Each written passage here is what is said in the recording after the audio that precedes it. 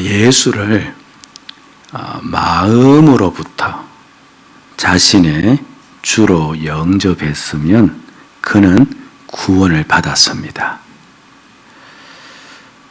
구원을 받았다는 말은 하나님이 함께하는 자라는 뜻이죠. 내가 구원의 확신을 가지고 있으면 하나님이 함께 하신다는 분명한 확신도 갖게 됩니다. 그럼 그는 다른 사람으로 살아갈 것입니다. 세상 사람들이 흔히 근자감이라고 하지 않습니까? 아마 근거 없는 자신감, 그들이 보기에는요, 그런 자신감으로 충만할 겁니다. 흔히 말하는 긍정 에너지가 넘쳐날 것입니다.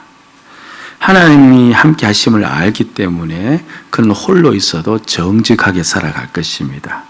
그리고 함께 하신 하나님의 능력을 구하며 그 능력을 의지하며 살아갈 겁니다. 구원의 확신이 있으면 전혀 그전과 다른 삶을 살아갈 수밖에 없습니다. 간절히 바라기는 우리 모든 믿음의 식구들 위해 구원의 확신이 있기를 축복을 드립니다. 아멘. 그러나 예수를 마음으로부터 주로 믿는 부분이 없다면 사실은 구원의 확신을 가질 수도 없고 또 갖지도 못합니다. 자신의 마음을 보시고 내가 마음으로부터 그렇게 예수를 내 주로 인정하지 않고 있으면 인정할 수 있는 믿음을 달라고 기도하시면 또한 하나님께서 우리에게 은혜 내려주십니다. 그럼에도 예수를 분명히 내 주로 믿고 있음에도 구원의 확신이 약한 그와 같은 성도들이 참 많습니다. 왜 그러냐 하면요, 진리를 깨닫지 못했기 때문에 그런 거예요.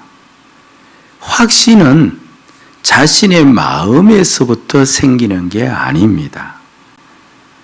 구원의 확신은 진리를 알 때 일어납니다.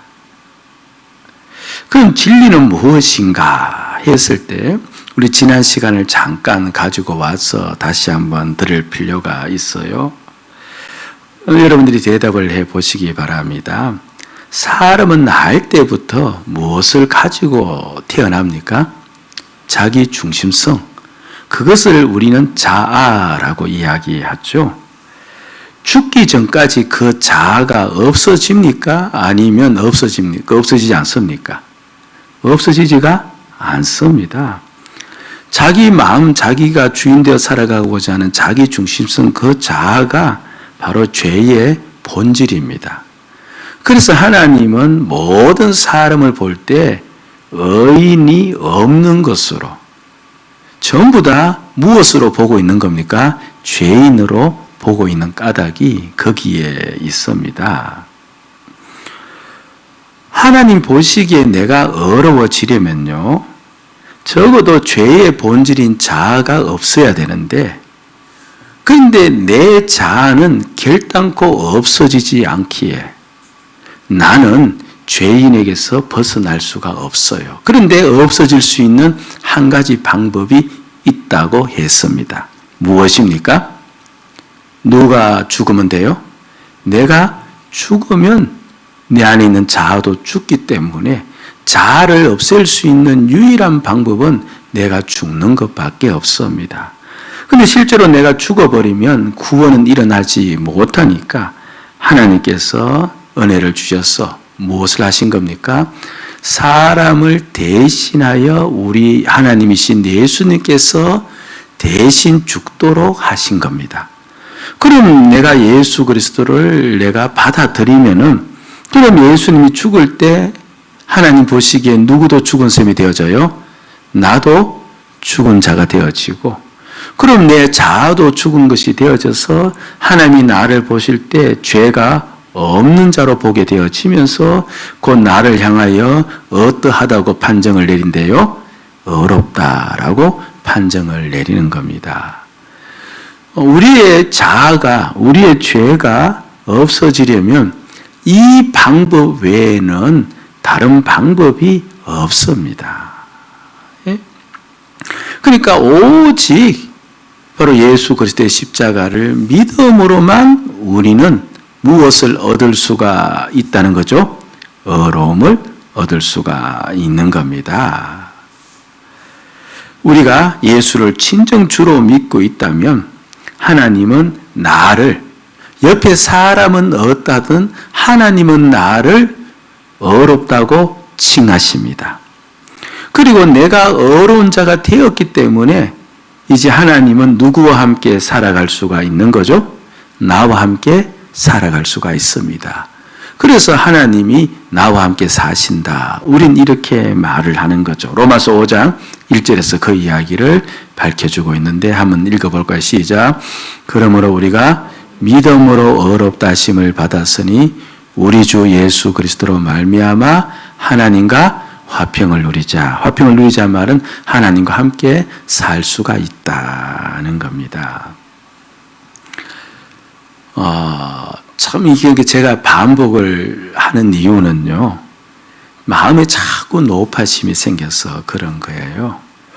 여러분, 어떻든 예수를 진정 나의 주로 받아들이면요, 십자가의 사건이 내 사건 되어서 하나님은 나를 의롭다 여기시고 나는 하나님과 함께 살아가는 자가 된 줄로 믿습니다. 아멘? 아멘. 이제 오늘 본문은 그럼 내가 믿음으로 어려워졌는데 눈에 보이는 증거가 있냐? 여기에 대한 대답입니다. 눈에 보이는 증거. 그럼 어려운 자에게는 누가 함께 사신다는 거죠? 하나님이 함께 사신다 했으니 그럼 하나님이 너와 함께 하신다는 증거가 있느냐? 그럼 반대로 이야기하면 하나님이 나와 함께 하신다는 증거가 있으면은 나는 어떤 자가 되었다는 것을 더 굳게 확신할 수 있어요? 어려운 자가 되었다는 것을 확신할 수가 있겠죠. 그렇죠. 많은 사람들이 자신의 어려움을 확인할 때 무엇으로 확인하느냐니까 자신의 행위로 확인합니다. 자신이 얼마나 선하게 살았느냐, 아니면 얼마나, 그렇죠, 공로를 많이 올렸느냐, 쌓았느냐, 그걸 보면서 확인을 하는데, 절대 그것은 확인할 수가 없습니다.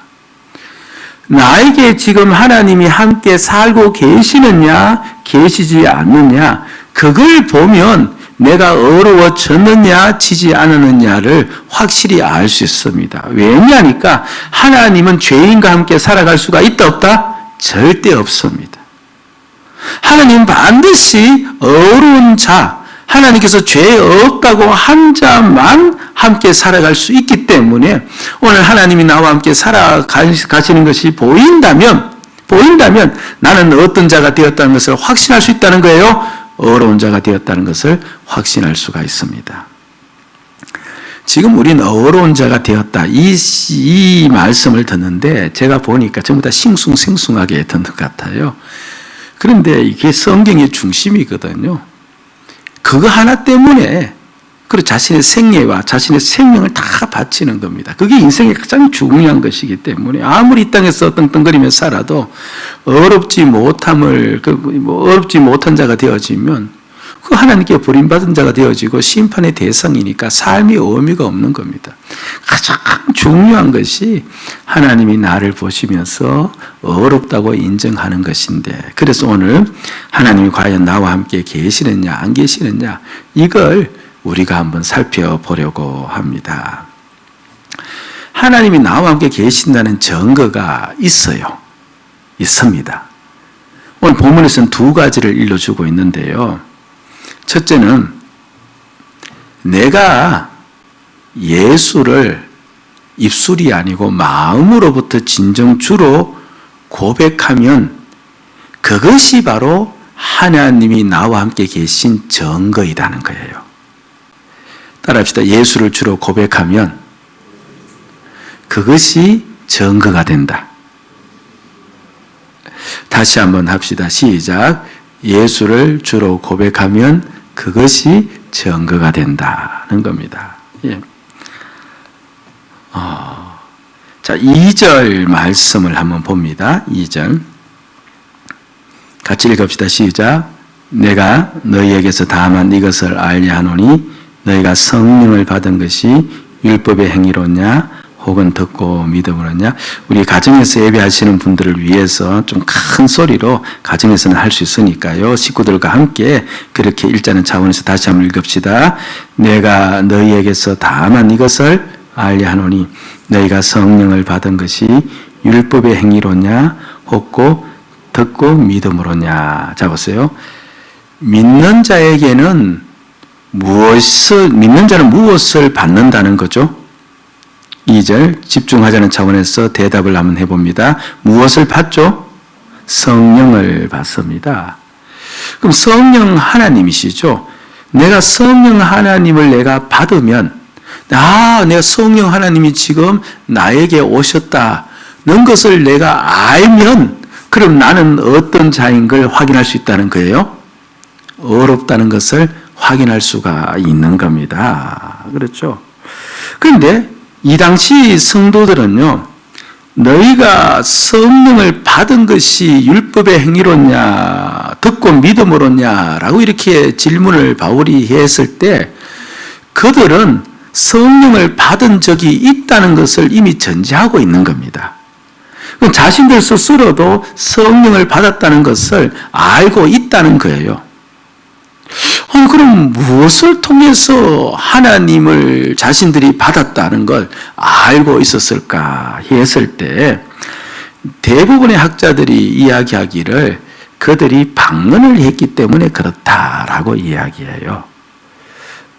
그래서 성령이 오면은 방언을 한다는 거죠. 근데 그게 성경에 사실 언급이 되어 있습니다.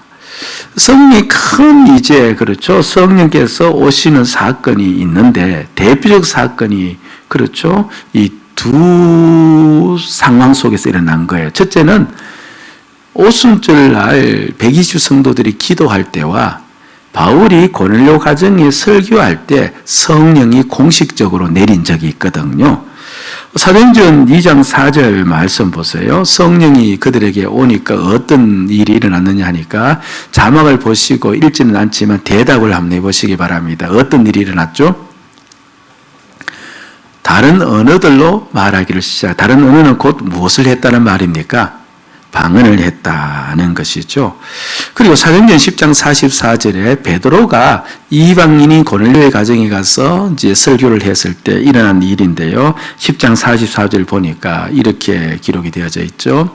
베드로가 이 말을 할 때에 성령이 말씀 듣는 모든 사람에게 내려오시니 무엇을 보고 그렇게 확인했느냐 하니까 10장 46절 보니까 왜냐하면 이는 그들이 무엇을 말하며 방언을 말하며 하나님 높임을 들음이라라. 성령이 내렸는지 안 내렸는지 베드로가 무엇을 통해서 확인했다는 거예요? 그들에게서 방언이 나왔다는 겁니다. 그럼 초대교회 이 당시 성도들은 무엇을 했다는 거예요? 예수를 주로 믿었을 때 방언을 했다는 거거든요. 그래서 방언을 했다는 그것을 보면서 내가 무엇을 받았다는 거예요? 성령을 받았다. 이렇게 확인할 수가 있다는 건데, 근데 이제 여기까지만 들으면 이제 실망이 우리에게 와요. 그러니까 방언을 해야 하는 것을 통해서 성령 하나님이 함께 하시는 것을 알 수 있는데, 그럼 방언이 나에게 없다는 말은 결국 내가 성령을 하나님을 받았다 안 받았다? 안 받았다. 이런 식으로 전개될 수 있거든요. 우리 중에 대부분이 방언을 못 하세요. 아니, 목사님 저를 무시하는 것도 아니고 그분은 할 수 있는데, 그렇죠? 그러나 대부분 방언을 못 하시고, 그리고 방언이 무엇인지조차 모르시는 분도 있어요. 제가 지금 이렇게 방언을 이야기하니까 도대체 목사님이 방언이 무언가? 그렇게 하면서 퀘션 마크를 가지고 듣는 분도 꽤 있지 않습니까? 예. 그럼 그런 분들은 오늘 논리로 이야기하면 성령을 받지를 못했고 성령을 받지 못했으니까 어려워졌다, 어려워지지 않았다, 어려워지지 않았다 이렇게 결론이 날 수가 있는 겁니다. 우리 얼마나 실망스럽습니까? 뭐 실망의 흔적이 보이지 않네요. 그러니까 그렇죠. 생사가 갈린 일인데 그런데 이제 이게 실망할 필요가 없는 것이요. 성령이 오셨을 때, 그 당시 이제 방언이 나왔어요. 그 방언했을 때 확실한 성령의 표시는 되어지는데, 그런데 가만히 그 본문을 훑어보면 방언 자체가 목적이 아니었어요. 방언은 수단이었습니다. 성령이 오신 목적은 다른 데 있었어요. 방언을 통하여서 하고자 하는 일들이 있었다는 겁니다. 보세요. 이스라엘의 3대 절기 중에 하나가 오순절이에요. 오순절에는요, 외국에 있는 많은 유대인들, 남자들도 전부 다 예루살렘에 와서 이제 예배를 드려야 되었습니다. 그런데 이방인들 중에서 유대인이 된 사람들도 있지 않습니까? 그들 또한 마찬가지로 오순절에는 들어와야 되었어요. 그러니까 오순절날 그 예루살렘 성은요, 그야말로 발 디딜 틈이 없이 사람들로 북적인 겁니다. 외국에 있는 모든 유대인들과 유대인으로 귀한 사람들까지 전부 다 들어왔기 때문에, 그리고 외국에서 오래 살다가 외국인 2세, 3세가 있지 않습니까? 그런 자들도 다 들어오는 거예요. 그러다 보니까 히브리어를 모르는 사람들 상당히 많이 있었고, 또 외국에서 귀한 자들은 그렇죠, 더 히브리어를 모르는, 그야말로 각국에서 사람들이 몰려들어서 그야말로 이 소란스러울 정도로 언어가 다 다른 가운데서 이제 그 오순절을 지내기 때문에 그렇게 이제 오순절 그 절기가 그렇게 진행이 되어진 겁니다. 그런데 왜 이들이 이제 하나님께서 마가의 다락방에서 기도하는 자들에게 성령을 주셨느냐 하니까요. 그 마가의 다락방 제가 지금 얼핏 기억이 나는데 예루살렘 성전과 200m도 떨어지지 않았어요. 200m가 뭡니까? 제가 축조했던 예루살렘 성을 보니까 100m도 떨어지지 않았어요. 예루살렘에서 거지 않거든요. 그럼 마가의 다락방 주변에서도 모든 이국, 외국인들이 다 북적이면서 그렇게 지금 거리를 지나고 보고 있는 그 환경이었습니다. 그 방언 한 까닭이 그래서 사도행전 2장 11절에 나오는데요. 이렇게 나옵니다. 자, 주목을 해주시고요. 그레데인인과 아라비아인들이 외국에서 오신 분들이죠. 그 다음에 우리가 다 우리의 각 언어로 하나님의 큰 일을 말함을 듣는도다 하고, 자막을 보세요.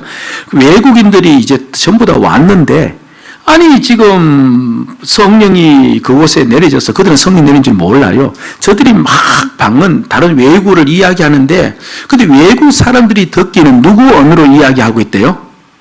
자기 언어로 이야기하는 겁니다. 그럼 자기 언어로 무엇을 이야기하느냐 해서 가만히 귀를 세워서 듣고 있으니까 그들이 하는 이야기가 뭐예요? 하나님의 큰 일을 말하는, 그걸 지금 듣고 있는 겁니다. 결국 방언을 준 까닭은 그곳에 있는 외국인들에게 자국 언어로 하나님의 큰 일을 듣게 하기 위해서요. 그럼 하나님의 큰 일이란 게 뭐냐 하면, 그거는 모든 학자들이 전부 대동소이하게 내리는 결론입니다. 다른 것이 아닙니다. 하나님께서 이 땅에 있는 백성들을 구하기 위해서 하신 일, 곧 예수 그리스도의 십자가와 그 부활을 가리키는 말이에요. 그러니까 방언을 하도록 한 목적은 방언 자체가 아니라 사람들을 하여금 무엇을 알리기 위해서? 예수 그리스도의 십자가와 그 부활을 알리기 위해서 방언을 준 것이죠. 그것은 고넬료 가정도 마찬가지입니다. 사도행전 10장 46절 아까 다시 보면요. 보세요. 이는 방언을 말하며, 그런 다음에 방언 속에서 또 무엇을 이야기합니까? 하나님 높임을 들음이라라. 그러니까 주변에 있는 사람들이, 아니 고넬료가 지금 방언을 막 이야기하는데 주변에 있는 사람들이 방언 속에서 누구를 높이는 걸 들은 거예요? 하나님 높이는 걸 들은 겁니다. 그것 또한 예수 그리스도의 십자가와 그 부활을 가리키는 말입니다. 결국 방언이 왔다는 것은 성령이 그에게 임했다는 것인데, 그럼 성령이 임한 궁극 목적은 그의 입에서 예수를 자신의 주로 높이는 걸 이야기하거든요. 그럼 내가 지금 예수 그리스도를 내 주로 인정하고 그 주님을 고백하며 그렇게 내가 살아가고 있지 않습니까? 그렇다면 지금 나에게 무엇이 임했다는 거예요? 성령이 임했다는 거예요. 성령이 임하지 않으면요, 절대로 그렇게 할 수 없다는 겁니다. 그게 어디에 확인되어지느냐니까 고린도전서 12장 3절입니다. 자, 여러분 주목을 좀 해보시기 바랍니다. 여러분 눈만 저한테 오지 마시고요, 마음도 좀 와주시고 정신도 좀 와주셔야 됩니다. 제가 왜 자꾸 이렇게 이 말씀을 반복하느냐니까, 그렇죠, 한 분이라도 그냥 멍하니 앉아 계셨다가 듣고 계셨다가 가지 않기를 원해서 자꾸만 이렇게 이야기하는 거예요. 다시 한번 주목해 주시고요. 고린도전서 12장 3절 시작. 그러므로 내가 너희에게 알리노니 하나님의 영으로 말한 자는 누구든지 예수를 저주할 자를 하지 아니하고 또 성령으로 아니하고는 누구든지 예수를 주시할 수 없느니라. 예수를 주라고 고백하는 그것은 반드시 누가 역사했다? 성령이 역사하셨다. 그 사람은 무엇을 받았다는 거예요? 성령을 받았다. 성령 하나님이 그에게 임하셨기 때문에. 그럼 성령 하나님은 누구에게만 임하세요?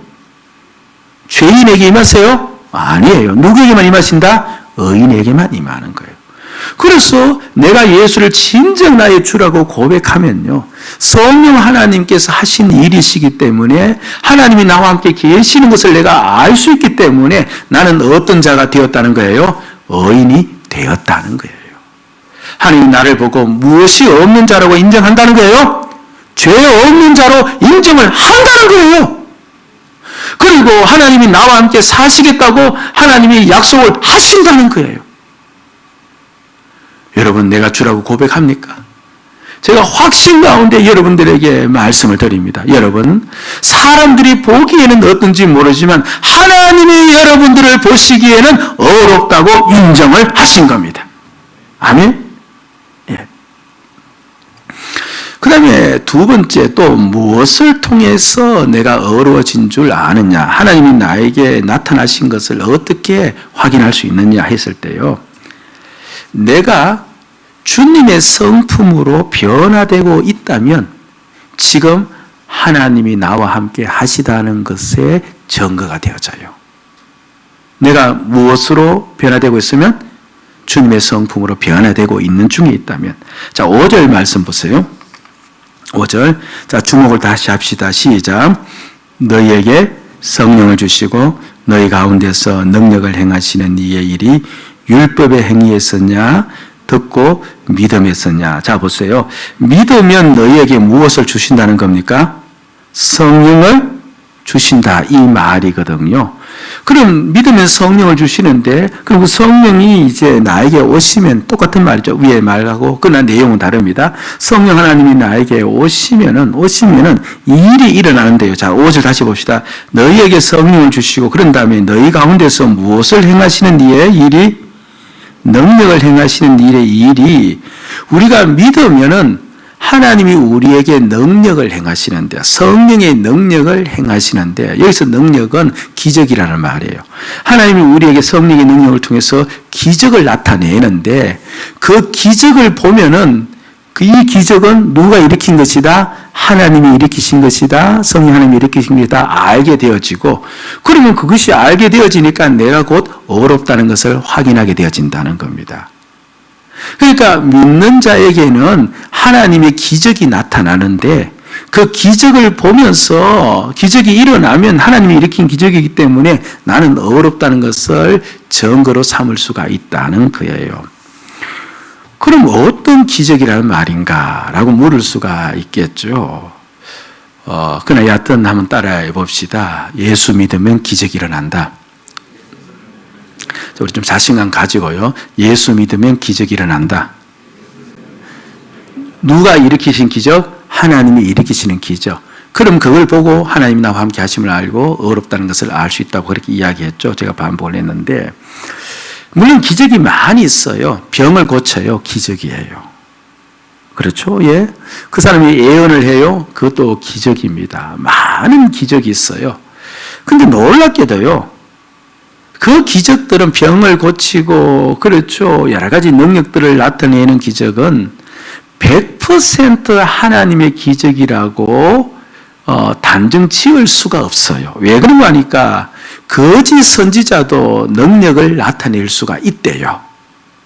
그리고 세상에 있는 많은 이상한 사람들도 병을 고치는 그런 일들이 일어나고 있는 거예요. 그래서 기적이, 그렇죠. 분명 그런 기적이 하나님께서 일으키시더라도 그냥 우리가 보기에는 그것이 100% 하나님이 일으킨 건지 아닌지는 구분을 못할 수가 있는 겁니다. 그런데 유일하게 이거는 100% 하나님의 기적이라고 볼 수 있는 기적이 있어요.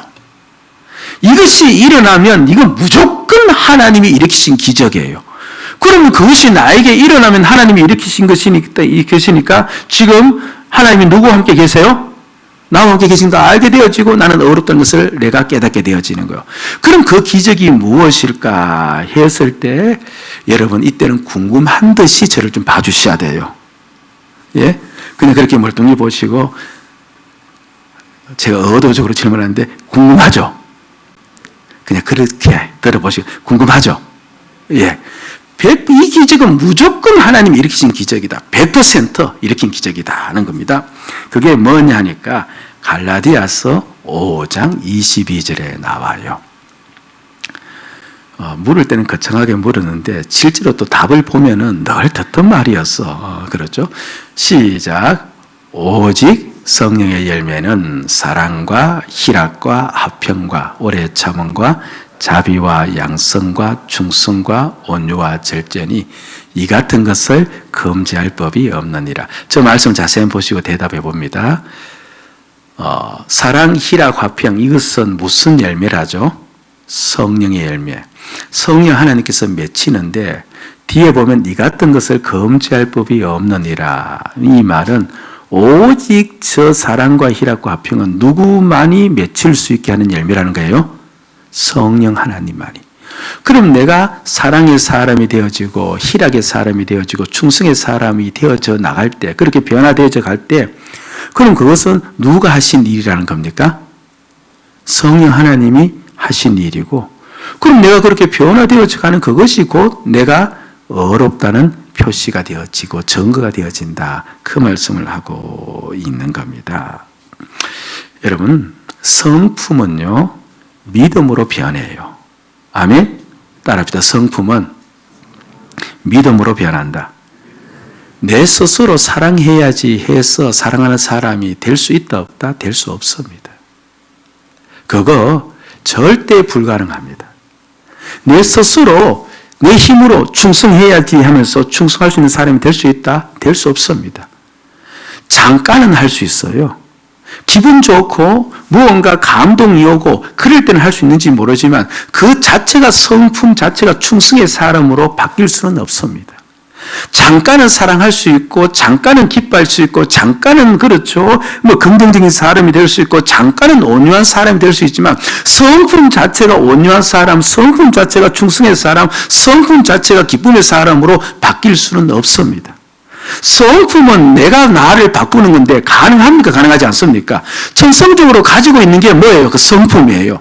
그렇죠? 자신은 그 성품에 따라 살아갈 따름이지 그 성품을 자신이 못 바꾸는 겁니다. 그런데 내 성품이 바뀌어지는 거예요. 이건 누가 하신 겁니까? 그렇죠. 이 성령 하나님이 하신 겁니다. 기적 중에 기적은요, 여러분들 다른 것도 아니에요. 내가 바뀐다는 거예요. 우리는 환경이 바뀌는 것을 기적이라고 하는데 여러분 그렇지 않습니다. 환경은요, 여러분들 갑자기 그렇죠. 어떤 사람이 그 복권에 당첨되어서 환경을 바꾼 사람 있지 않습니까? 기적이 일어났다고 하는데 근데 그 사람이 죽어도 못 바꾸는 그 성질이에요. 갑자기 어느 날 자고 일어났는데 그 사람이 천사가 되어 있더라. 여러분 그런 사람 봤습니까? 물론 그날 하루는 천사가 될 수 있어요. 그런데 그 다음날 자고 나면 또 똑같아요. 성품이 바뀌는 것은요, 기적이에요. 그거는 인간이 할 수 없는 일입니다. 할 수 없는 일입니다. 그런데 믿음으로 바뀌는데, 자, 보세요. 원래 우리가요, 가정 3생의 한 가지로 한 명의 식구 앞에서 주님의 정인으로 살기로 작정했죠. 자, 여러분들 다 정했습니까? 자, 우리 정하신 분은 그렇다면 아멘 해봅시다. 아멘? 아멘.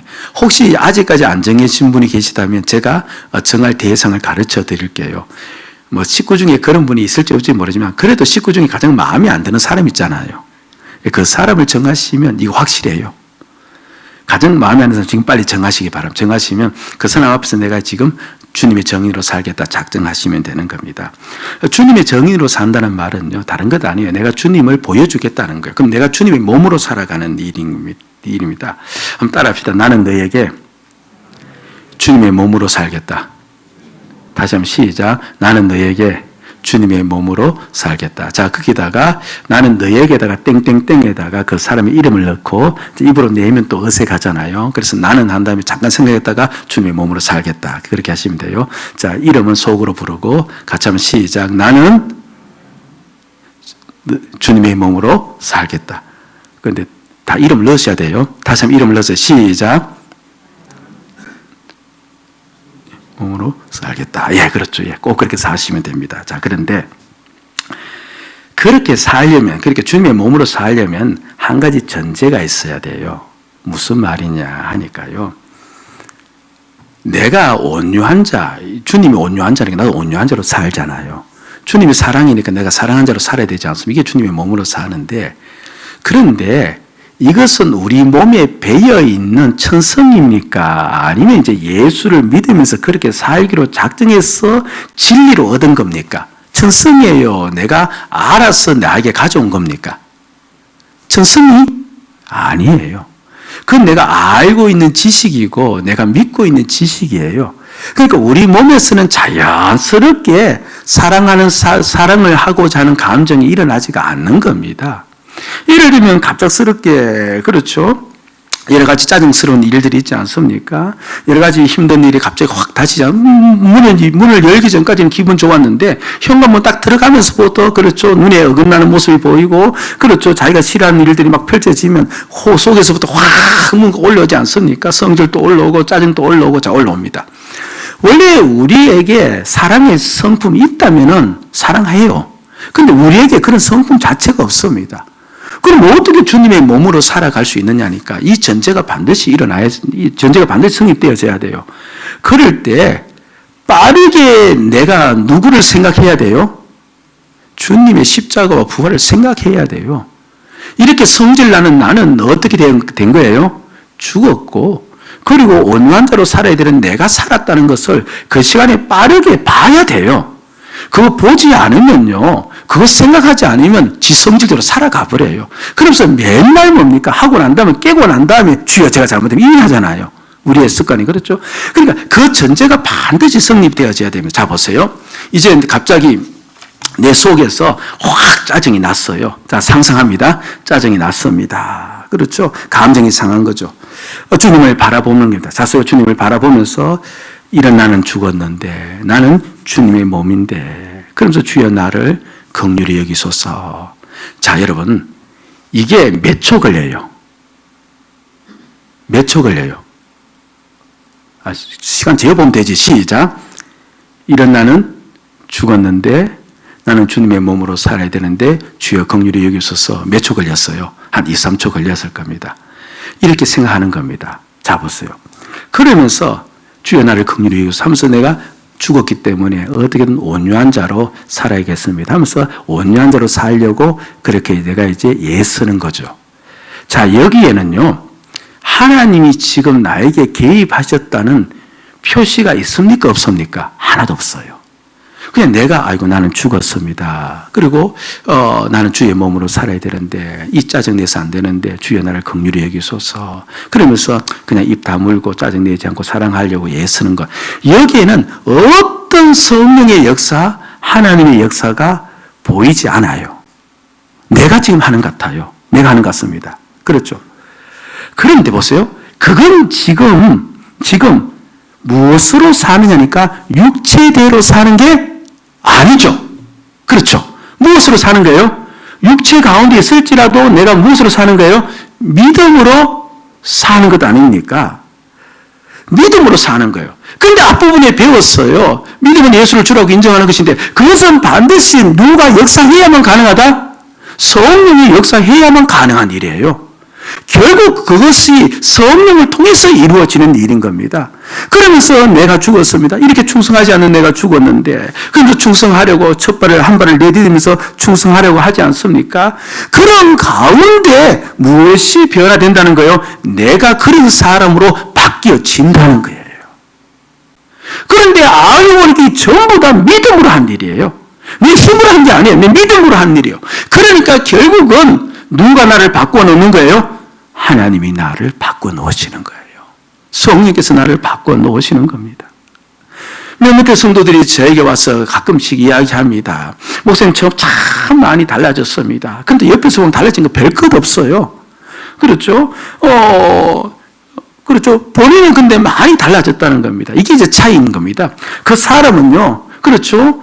짜증 2번 낼 거 몇 번으로 줄였어요? 1번으로 줄였어요. 그렇죠. 1번 참을 거 몇 번 참아요? 2번 참습니다. 그렇잖아요.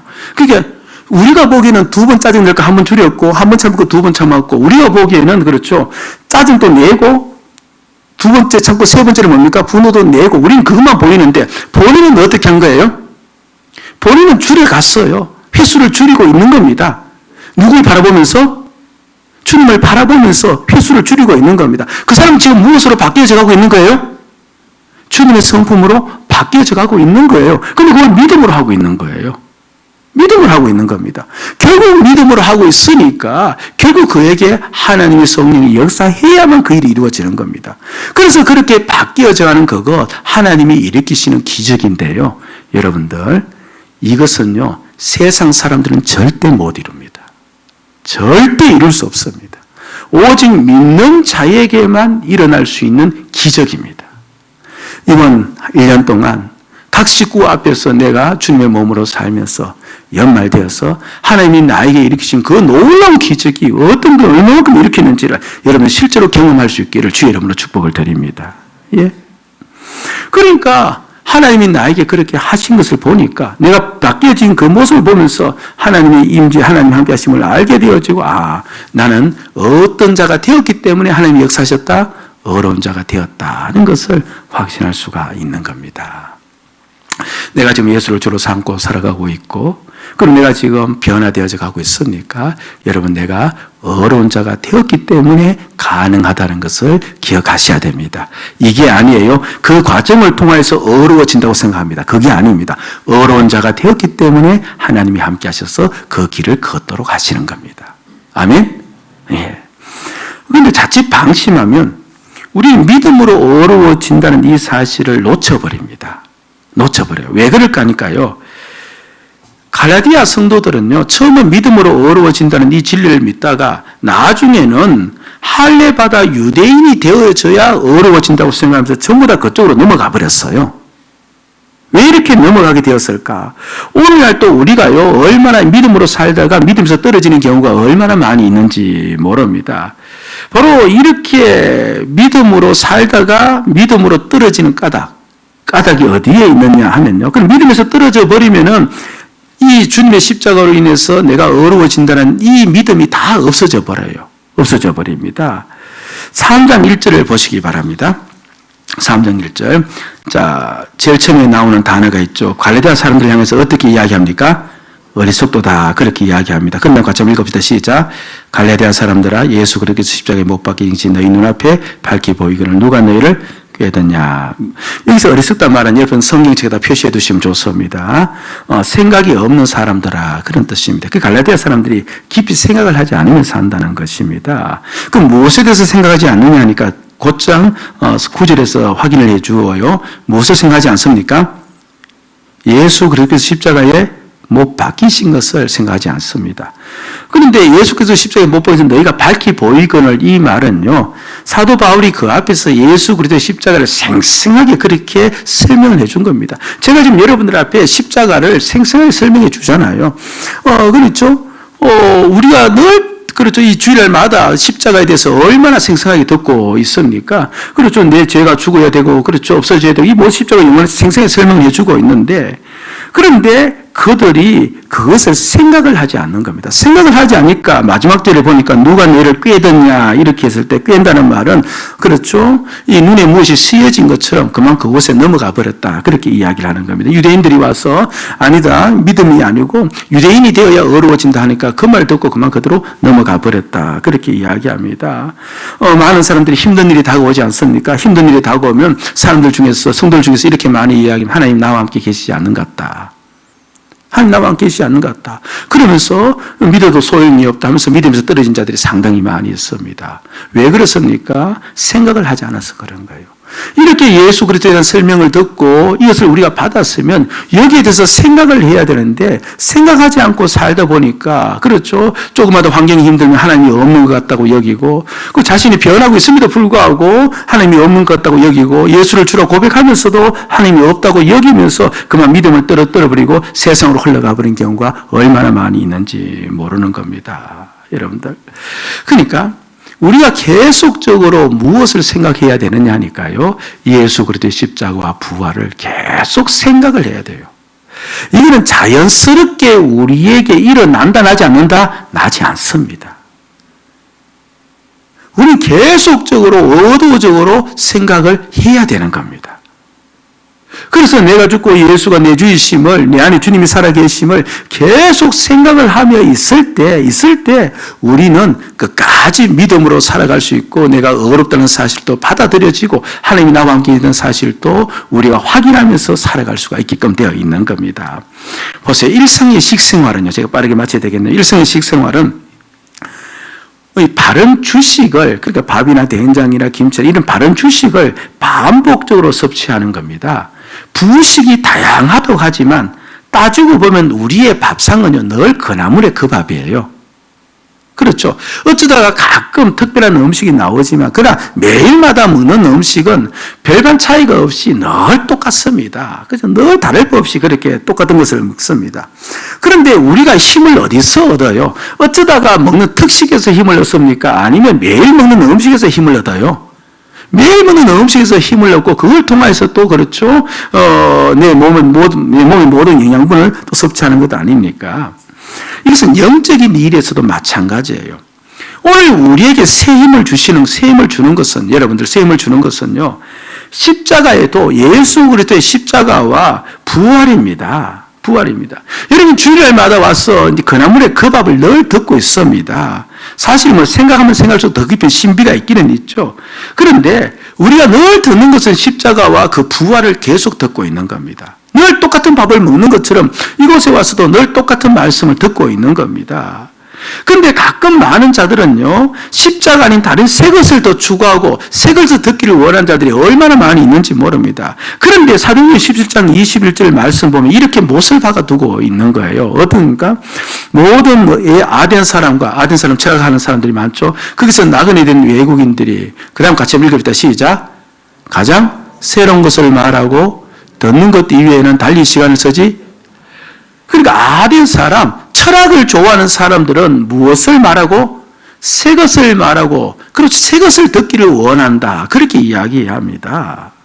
철학자들은 새 것을 원하는데 바울이나 다른 사도들의 설교는 항상 무엇이냐니까 십자가에 못 박힌 예수 그리스도와 그의 부활 그리고 우리가 주님의 몸으로 살아야 된다. 그걸 늘 이야기한 겁니다. 여러분 이거 교회 사회도 나타나는데요. 오늘 장로교를 확립한 사람이 칼빈이라는 목사님이십니다. 그리고 신학하는 학생들에게 널리 알려진 인물이 그렇죠. 청교도들인 조나단 에드워드, 그 다음에 서펄전 목사, 로이드 존스 목사님 다 이분들을 다 익히 알고 있고 그분들이 영향을 받아서 또 이제 많은 분들이 설교를 하고 있지 않습니까? 그런데 그분들이 하는 설교의 늘 중심은 무엇이냐니까 예수 그리스도의 십자가와 부활 그거밖에 없었습니다. 오늘 또 그걸 듣고 내일 또 그걸 듣고 주일 또 그걸 듣고 수요일 또 그걸 듣고 그렇잖아요. 여러분들 늘 그나물의 그 밥같이 들립니다. 그런데 새 것이 우리를 변화시키는 게 아니라 복음이 우리를 새롭게 만드는 거예요. 복음이 우리를 변화시키는 겁니다. 복음만이 우리에게 영적인 힘을 주고 복음만이 우리를 이 땅에서 믿음으로 살도록 만드는 거예요. 그렇기에 우리 늘 주님의 십자가 부활을 생각하며 살아야 되는 거예요. 그때 내가 어려워졌다는 것이 더 깊이 나에게 들어오고 하나님이 나와 함께 하신 사실이 더 깊이 깨달아지고 그러면서 내가 더 깊이 믿음으로 살게 되어지는 역사가 일어나는 겁니다. 그러면서 하나님이 나와 함께 계시는 것을 알기 때문에 하나님의 지혜를 구하게 되어지고 그래서 하나님의 지혜로 살게 되어지고 하나님의 능력으로 살게 되어지고 용서하지 못할 사람은 용서하게 되어지고 충성하지 못하는 내가 충성하며 살게 되어지는 내가 변화되어지는 역사도 동시에 일어나는 것이죠. 여러분 내가 지금 예수를 주로 고백하고 있고 내 삶 속에서 주님으로 살아가면서 변화되고 있으니까 어려워진 자입니다. 그렇다면 이제 여러분 어디다든 눈을 또 그저 다른 데 돌리지 마시고 십자가와 그 부활을 늘 바라보면서 주님이 나와 함께 있는 사실을 늘 기억하면서 살아갈 수 있는 그 어떤 믿음의 길, 올 한 해도 그 믿음으로 넉넉히 모든 세상을 이기시며 살아갈 수 있기를 주의 이름으로 축복을 드립니다. 아멘.